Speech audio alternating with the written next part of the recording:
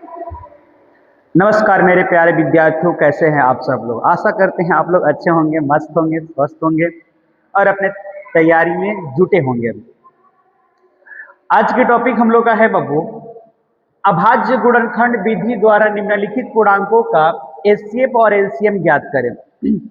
बाबू, हमें उम्मीद है कि आप सब लोग अच्छे होंगे और आप लोग के प्यार दुलार सपोर्ट से हम इतना खुश है कि कहिए नहीं। ऐसे ही अपना प्यार दुलार और सपोर्ट बनाए रखिए और हम आपके लिए छोटे छोटे वीडियो के माध्यम से जो भी इंपॉर्टेंट क्वेश्चन है एग्जाम में डायरेक्ट पूछा जाता है बिहार बोर्ड के, वो सारे प्रश्न एक एक करके हम आपके पास पहुंचाने का प्रयास करेंगे। तो वीडियो में अंत तक बने रहिएगा। आइए हमारे यूट्यूब चैनल के माध्यम से तैयारी के कुछ चंद क्वेश्चन देखते हैं। बाबू, अभाज्य गुणनखंड विधि द्वारा निम्नलिखित पूर्णांकों का एचसीएफ और एलसीएम ज्ञात करना है। क्या ज्ञात करना है बाबू? एचसीएफ और एलसीएम। पिछली वीडियो में हम लोग एचसीएफ निकालना सीखे थे यूक्लिड विभाजन एल्गोरिथ्म से, लेकिन आपसे केवल यूक्लिड विभाजन एल्गोरिथ्म से एचसीएफ निकालने के लिए नहीं कहता है, कभी कभी अभाज्य गुणनखंड विधि द्वारा एचसीएफ और एलसीएम ज्ञात करने के लिए कह देता है एग्जाम में। और ये जो 5 क्वेश्चन लिए हैं, इसमें से एक क्वेश्चन 2 क्वेश्चन हम बनाते हैं और बाकी आप लोग बनाइएगा। और जहां से भी दिक्कत होगा बिल्कुल कमेंट करिएगा। मेरे पर्सनल व्हाट्सएप पर भी आप कमेंट कर सकते हैं या वीडियो में भी कमेंट कर सकते हैं। चलिए बाबू, स्टार्ट करते हैं। अभाज्य गुणनखंड विधि द्वारा निम्नलिखित पूर्णांकों का एचसीएफ और एलसीएम ज्ञात करें। एचसीएफ और एलसीएम ज्ञात करें तो सबसे पहले इन दोनों का आइए हम लोग खंड करते हैं। पहला ही सवाल बना रहे हैं बाबू, ये हमारा है 96 और इसका खंड करिए बाबू। तो खंड करेंगे आप लोग तो 2 से जाएगा, 2 चौका 8, एक हार्सिन जाएगा, 2 8 16, फिर 2 से जाएगा, 2 दूना 4, 2 चौका 8, फिर 2 से जाएगा, 2 एकम 2, 2 दूना 4, फिर 2 से जाएगा 6, 2 से जाएगा 3 और 3 से जाएगा 1। इसका खंड कर दीजिए बाबू 4 से 4 का। तो 4 से 4 का खंड करेंगे तो सबसे पहले 2 से ले चलिए, 2 दूना 4, 0, 2 दूना 4, फिर 2 से जाएगा 2 एकम 2, 2 एकम 2 और ये जाएगा बाबू 1 से एक बार में 1 हो जाएगा। एक किसी से कटेगा नहीं। दोनों का गुणनखंड हम लोग बारी बारी से कर लेंगे बाबू। इसी प्रकार आपको 6 और 20 का गुणनखंड कर लेना है, 26 और 91 का गुणनखंड कर लेना है, 36 और 64 का गुणनखंड कर लेना है और 32 और 80 का गुणनखंड कर लेना है। गुणनखंड करने के बाद इसको थोड़ा सा हम ऊपर उठा रहे हैं, आप लोग ऊपर नीचे करके लिख लीजिएगा। इन सभी गुणनखंड को लिखेंगे हम लोग। देखिएगा बाबू, यहाँ पे 96 है तो चूंकि 96 का खंड क्या आया है, 2 गुणे 2 गुणे 2, 1 2 3 4 5 को 2 है ना बाबू, 1 2 3 ये 4 और ये रहा हम लोग का 5, 5 को 2 लिख देंगे और 1 और 3 है। 4 से 4 का गुणनखंड बताओ तो बंधु क्या है? तो हम लोग का 2 है और 101 है। निकालना हम लोग को एचसीएफ और एलसीएम। तो बाबू एचसीएफ इधर आइए, आपको थोड़ा सा रफ कर दें हम। एचसीएफ लिखना है तो एचसीएफ का हिंदी होता है मॉस। क्या होता है बाबू? मॉस। तो मॉस के मतलब ना जो दोनों में मिलेगा, मॉस से मिलेगा, मॉस से मिलेगा, यानी मौसा हम लोग मौसा में उसी को लेंगे जो दोनों में मिलेगा। तो बाबू बताना दोनों में कौन कौन मिल रहा है? ये 2 मिल रहा है, ये 2 मिल रहा है, और कोई ऐसा है जो दोनों में मिल रहा हो? तो दोनों में और कोई मिलने वाला नहीं है, तो यहाँ पे लिख दीजिएगा इसीलिए एचसीएफ। एचसीएफ का हिंदी होता है मौसा। अब मौसा की मतलब जो दोनों में मिलेगा, मौस से मिली, मौस से मिली। 2 गो अंक वाला रहेगा गुणनखंड तो दोनों में देखेंगे मिलना, अगर 3 अंक वाला रहेगा तो तीनों में देखेंगे। तो आइए दोनों में एगो 2 मिला है, 2 ले लेंगे, इनटू दोनों में फिर एगो 2 मिला है, 2 ले लेंगे। बाबू देखना, ये दोनों 2 के बदला में 1 ही लेते हैं। इन दोनों में 2 मिला है तो 1 ही लेंगे, फिर इन दोनों में 2 मिला है तो 1 ही लेंगे। 2 इंटू 2 हल करेंगे तो कितना आ जाएगा? 4, यानी एचसीएफ आ गया 4। उसके बाद आपको निकालना है एलसीएम। तो एलसीएम का हिंदी होता है लॉस। लॉस बाबू जो दोनों में मिलेगा उसको भी लेना है, जो दोनों में मिलेगा उसको भी लेना है, और जो बच जाएगा उसको भी लेना है। यानी ल से ले ल और स से सब लेना है। सब जो दोनों में मिलेगा वो भी लेना है, और जो नहीं मिलेगा वो भी लेना है। तो आइए, दोनों में मिला है सबसे पहले दो दो, और उसके बाद बाबू क्या बच रहा है, दो दो दो, फिर बच रहा है बाबू तीन, और उसके बाद बच रहा है 101, और इसको गुना कर दीजिएगा तो हम लोग का आ जाएगा 96 96, और ये हम लोग का क्या हो जाएगा। आशा करते हैं कि आप लोग को ये समझ में आया होगा, और इसी तरह आप लोग को ये दो तीन जो प्रश्न दिया गया है बनाना है एकदम ईमानदारी से, और कॉपी कलम लेकर के बैठा कर ये वीडियो देखने के लिए, ताकि आप इसको नोट कर सकें, और ये जो सवाल इस पे आधारित प्रैक्टिस करने के लिए हम दे रहे हैं उसको आप प्रैक्टिस भी कर सकें। बाबू 6 और 20 का गुणनखंड करने किसको नहीं आएगा, सबको आएगा कि नहीं। खंड करके और ऐसे जो दोनों में मिलेगा उसको मासा में लेना है, और जो दोनों में मिलेगा उसको भी, या जो बच जाएगा उसको भी लसा में लेना है। 26 और 91 का खंड कर देना है, दोनों में मिलेगा उसको मासा में लेना है, और जो दोनों में मिलेगा उसको भी, या जो बच जाएगा उसको भी लसा में लेना है। 36 और 64 का उसी प्रकार, 32 और 80 का उसी प्रकार। चलते हैं हम आपको लेकर के नेक्स्ट सवाल की तरफ। इसको आपको अंदाजी प्रैक्टिस करना है, और कमेंट में जरूर बताना है कि सर हमने कंप्लीट कर लिया है, या हमारे व्हाट्सएप पे जरूर मैसेज करना है कि सर देखिए हमने बनाया है, और व्हाट्सएप पे जरूर भेजिए आप लोग बना करके। नेक्स्ट है बाबू, अभाज्य गुणनखंड विधि द्वारा निम्नलिखित पूर्णांकों का एचसीएफ और एलसीएम ज्ञात करें। फिर एचसीएफ और एलसीएम ज्ञात करने के लिए आ गया, लेकिन आपके सामने अब नया अंदाज में आया हुआ है। देखिएगा 1 2 3, अब 3 अंक वाला आ रहा है। पहले हम लोग का 2 अंक वाला था, जो गुणनखंड करके एचसीएफ और एलसीएम निकालना था। अब आपके सामने 3 अंक वाला आ रहा है, जो गुणनखंड करके एचसीएफ और एलसीएम निकालना है। तो घबराने की बिल्कुल जरूरत नहीं है। अभाज्य गुणनखंड विधि कह रहा है ना, अभाज्य गुणनखंड पहले हम लोग करें, उसके बाद में एचसीएफ और एलसीएम लिखेंगे। अब एकदम घबराना नहीं है, किसी भी सवाल को देख करके बिल्कुल घबराना नहीं चाहिए, उसका समाधान के बारे में सोचना चाहिए। आइए, पहला ही सवाल बना रहे हैं बाबू, इसमें से सब एक ही तरह बनेगा, कोई ऐसा सवाल नहीं जिसमें नियम चेंज हो जाएगा। आइए, यहाँ पे सॉल्यूशन, और ये हम ले लेते हैं 6 का खंड करेंगे बाबू, तो 2 तिहाई 6 और 3 एकम 3 हो गया। यहाँ पे दिया है 72, तो 72 का खंड करिए 2 से, 2 तिहाई 6, 2 6 के 12, फिर 2 से 2 एकम 2 और 2 अठे 16, फिर 2 से 2 नवा 18, 3 से बाबू 3 3 का 9, और फिर 3 एकम 3 हो जाएगा। और यहाँ पे 120 दिया हुआ है, 120 का भी खंड कर लीजिए। तो 120 का खंड करेंगे तो कितना आएगा, 2 से ले चलिए 60 हो जाएगा, फिर 2 से ले चलिए 30 हो जाएगा, फिर 2 से ले चलिए 15 हो जाएगा, 3 से जाएगा 5 बार में, और 5 से जाएगा 1 बार में। इसको थोड़ा सा ऊपर करते हैं, ध्यान दीजिएगा बाबू, चूंकि 6 का खंड कितना है, 2 गुणे 3 है। उसके बाद 72 का खंड कितना है बाबू, तो 2 गुणे 2 गुणे 2, 3 को 2 है, 1 2 3 और 2 को 3 है, लिख लीजिएगा। उसके बाद 120 का खंड, 1 2 3, 3 को 2 है तो 1 2 3 को 2 लिख दिए, और गुणे 3, और फिर गुणे बाबू 5। मौसा हम लोग को लिखना है, क्या लिखना है बाबू, मौसा। मौसा मतलब एचसीएफ, यहाँ पे लिख रहे हैं, इसीलिए HCF यानी मौसा। म मतलब मिली, 3 को अंक वाला है तो तीनों में जो मिलेगा उसको लेंगे, तीनों में जो मिलेगा उसको लेंगे।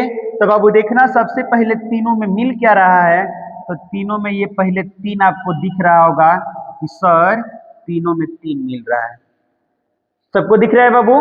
उसके बाद एक चीज और आपको दिख रहा होगा, तीनों में क्या मिल रहा है, 2 मिल रहा है।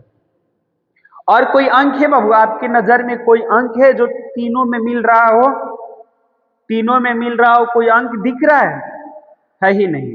तो बच्चा क्या बाबू, यहाँ पर लिख दीजिएगा, तीनों 2 के बदला में एगो 2 लेंगे और तीनों 3 के बदला में एगो 3 लेंगे, 2 तिहाई 6 हम लोग का HCF हो जाएगा। अब इसका बाबू लिखना है LCM। LCM का हिंदी हम लोग लिखते हैं लॉसा। तो मेरे प्यारे विद्यार्थियों तनी बताइए कि लॉसा के बारे में क्या बताएं। जो दोनों में मिलता है उसको भी लेते हैं और जो बच जाता है उसको भी लेते हैं, मतलब ले लो सब लॉसा से। तो बाबू 3 अंक वाला है तो वही नियम लागू होगा, लेकिन तनी मुनी सावधानी के साथ, सावधानी से बाबू तीनों में मिलेगा उसको तो लेना ही है, लेकिन जो दोनों में मिलेगा उसको भी लेना है और जो बच जाएगा उसको भी लेना है। तो बाबू देखना, सबसे पहले हम आपके सामने लिख रहे हैं जो तीनों में मिला है। तो बंधु आइए, तीनों में क्या मिला है जी, एगो 2 मिल गया है, बहुत बढ़िया। बाबू तीनों में क्या मिला है, 3 मिल गया है, बहुत बढ़िया। उसके बाद आप ध्यान से देखिए ना, तो दोनों में देखिए हाई 2 मिल रहा है। तीनों में मिलने के बाद एलसीएम के लिए देखेंगे कि कहीं दो में नहीं ना मिल रहा है। अगर दोनों में मिलेगा कोनो कोनो अंक तो उसमें से एक ही लेंगे, मतलब ये दोनों 2 के बदले में बाबू 1 2 लेंगे हम लोग। फिर यहाँ पर देखिए एक और 2 2 मिल रहा है, दुगो में मिल रहा है, तो इन दोनों 2 के बदला में आप एक ही लीजिएगा और इंटू बाबू जो बच गया है उसको लिख देंगे, तो 3 और इंटू में हो जाएगा बाबू 5। अब इसको मल्टीप्लाई कर दीजिए, ये हमारा 5 है, सबको दिखना चाहिए कि सर ये 5 है। मल्टीप्लाई करेंगे तो 3 दूना के 6, 6 दूना के 12, 12 दूना के 24 और 24 के 72 और 72 में 5 से गुना कर दीजिए। हमारे सभी विद्यार्थी को गुना आना चाहिए। 5 दूना 10 की 0, हारसिन आएगा बाबू 1 और 5 सत्ते 35 और 1 36, मतलब 360 हम लोग का एलसीएम हो जाएगा।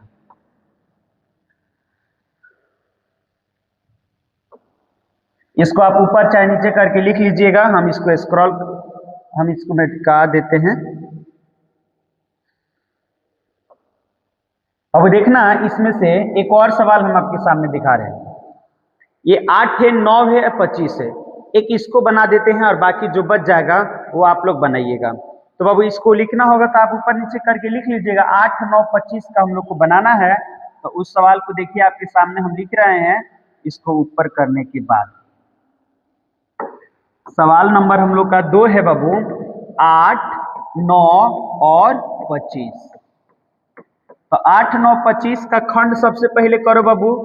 तो 8 का खंड करोगे आप लोग, तो बताओ मेरे बंधु 8 के खंड करने पर क्या क्या मिलेगा आपको।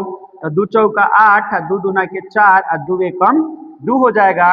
फिर बाबू 9 का खंड अगर आप करेंगे तो 3 तिरिका 9 और 3 एकम 3। फिर अगर आप 25 का खंड करेंगे तो क्या मिलेगा बाबू, 5 6 25 और 5 एकम 5। बताइए खंड करने में हमारे किसी भी प्यारे विद्यार्थी को दिक्कत हो तो बोलिए। मेरे छोटे भाइयों को अगर गुणनखंड करने में दिक्कत हो तो बोलिए। बिल्कुल नहीं होना चाहिए, गुणनखंड तो हम लोग को आना ही चाहिए। उसके बाद तरीका तो सिखाने का जिम्मेवारी मेरा रहेगा, मेरे साथ जुड़े रहिए। आपको बस जोड़ घटाव गुणा भाग बढ़िया से आना चाहिए। उसके बाद मैथ को आसान करने का जिम्मेवारी मेरा है, बस मेरे साथ आप जुड़े रहिए। आइए बाबू 8 है ना यहाँ पे, तो चूंकि 8 बराबर गुणनखंड आया है 2 गुणे 2 गुणे 2। 9 है ना बाबू, 9 का गुणनखंड आया है 3 गुणे 3। आगे बढ़ते हैं बाबू, इसमें 25 है ना, तो बताइए 25 का गुणनखंड कितना आया है, 5 गुणे 5। कोई ऐसा अंक है जो तीनों में है। एससीएफ में तो उसको, मसा में तो उसको लेते हैं जो तीनों में मिलता है, जो दोनों में मिलता है। इसमें कोई ऐसा अंक है जो तीनों में मिले, तो बाबू नहीं है, तो जी कुछ नहीं तो 1 है, कुछ नहीं है तो 1 है, और कुछ नहीं है तो 1 है। यानी तीनों में मिलने वाला अंक क्या है, तो 1 है। क्या है बाबू, 1 है। तो यहाँ पे लिखना होगा इसीलिए HCF, HCF यानी सब। तो जो तीनों में मिलेगा उसी को न लीजिएगा। तो तीनों में कुछ मिल ही नहीं रहा है, 1 मिला है तो लिख देंगे 1, क्योंकि हम आपको इसकी पिछली वीडियो में बताए थे कि HCF का न्यूनतम मान माने सबसे कम से कम मान 1 होता है और अधिक से अधिक आपका जितना आए। HCF का न्यूनतम मान कम से कम 1 होता है और अधिक से अधिक जितना आपका आ जाए। आइए LCM, LCM यानी लॉ सब, तो ले लो सब, मिली दोनों लेना है और नहीं मिलेगा दोनों लेना है। तो एक लिखो चाहे ना लिखो कोई फर्क पड़ने वाला है बाबू? नहीं पड़ने वाला है। लिखिए ये 2 गुणे 2 गुणे 2 3 गुणे 3 और फिर गुणे 5 हल कर दो बाबू।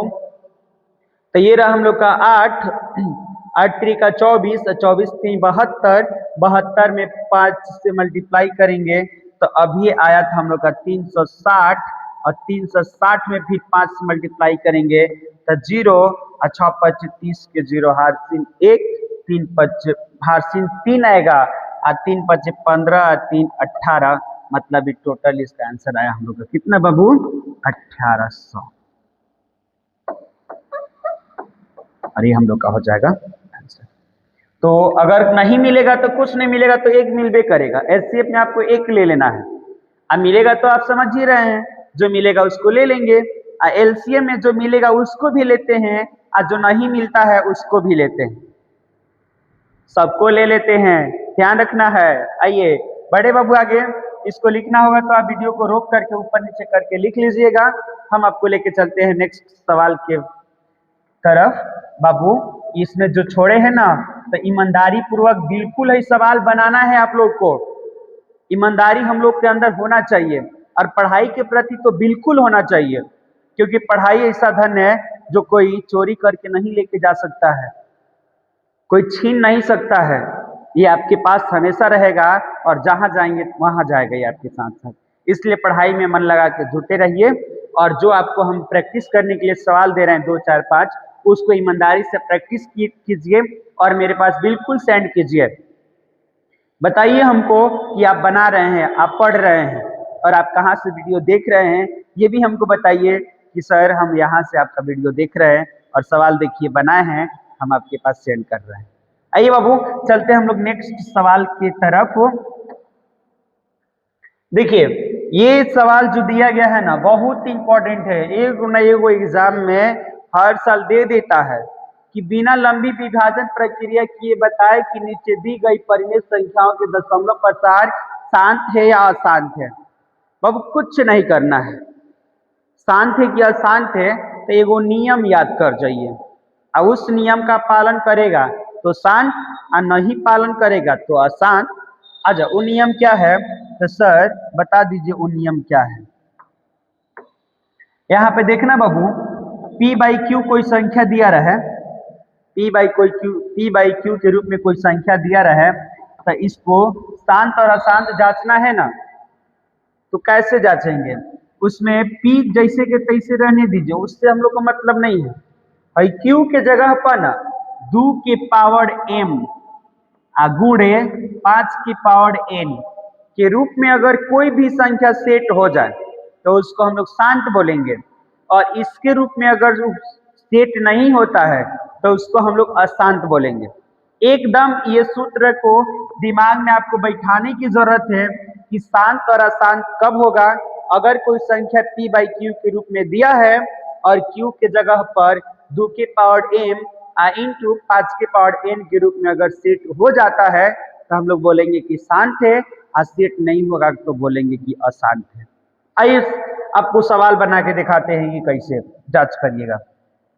हाँ एक और इम्पोर्टेंट बात, अगर बाबू केवल 2 आ जाएगा तो भी शांत होता है। Q के जगह पर केवल 2 आ जाएगा, 2 2 2 2 2 3 बार आ जाए, अखंड खत्म हो जाए तभी शांत होता है। और Q की जगह पर केवल 5 आ जाए तो भी शांत होता है, और 2 और 5 दोनों आ जाए तो भी शांत होता है।